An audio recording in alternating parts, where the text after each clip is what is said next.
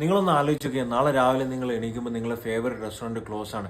Holiday ആയിട്ടല്ല, പക്ഷെ അവർക്ക് കുക്ക് ചെയ്യാനുള്ള ഗ്യാസ് ഇല്ല. ഇപ്പോൾ ബാംഗ്ലൂർ, കേരളത്തിലൊക്കെ കുറച്ചൊക്കെ റെസ്റ്റോറൻറ്റ്സ് ക്ലോസ് ചെയ്തിരിക്കുകയാണ്.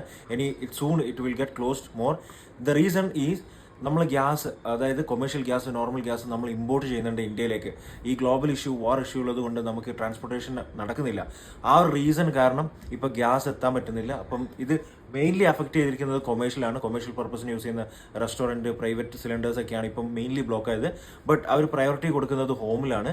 നമ്മൾ വീടുകളിലേക്കുള്ള ഗ്യാസിന് പ്രയോറിറ്റി കൊടുക്കുന്നുണ്ട്. But we cannot guarantee how long it gonna stay back, because അത്ര യൂസേജ് വരുന്നല്ലേ. ഇമ്പോർട്ട് ചെയ്യുന്നില്ല, ഡെഫിനറ്റ്ലി അത് തീരുമ്പോൾ വേറെ ബാക്കപ്പ് ഓപ്ഷൻ ഉണ്ടാവില്ല.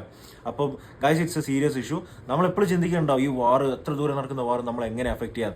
This is how it gonna affect, because നമുക്ക് എക്സ്പെക്ട് ചെയ്യാൻ പറ്റാത്ത രീതിയിലാണ് ഇതിപ്പോൾ അഫക്റ്റ് ചെയ്തിരിക്കുന്നത്. ഇപ്പോൾ ബാംഗ്ലൂരിൽ എന്നെപ്പോലെ ബാച്ചിലേഴ്സ് ആയിട്ട് നിൽക്കുന്ന ആൾക്കാർ ഒന്നല്ലെങ്കിൽ വീട്ടിൽ കുക്ക് ചെയ്യും, ആ ഓപ്ഷൻ ഇപ്പോൾ അവൈലബിൾ അല്ല. അല്ലെങ്കിൽ നമ്മൾ റെസ്റ്റോറൻറ്റ്സിനെയാണ് ഡിപ്പെൻഡ് ചെയ്യുന്നത്, ആ ഒരു ഓപ്ഷൻ ഇപ്പോൾ ക്ലോസ് ആയിരിക്കുകയാണ്. ഇപ്പോൾ ഓൾറെഡി ഒരു മോസ്റ്റ് ഓഫ് ദ റെസ്റ്റോറൻറ്റ്സ് ഒക്കെ ക്ലോസ് ആയിട്ടുണ്ട്. ഇനിയിപ്പോൾ ന്യൂസ് വന്നിട്ടുണ്ട് നാളെ മുതൽ കംപ്ലീറ്റ്ലി ക്ലോസ് ആകുമ്പോൾ. So I don't know what is going to happen. So be careful.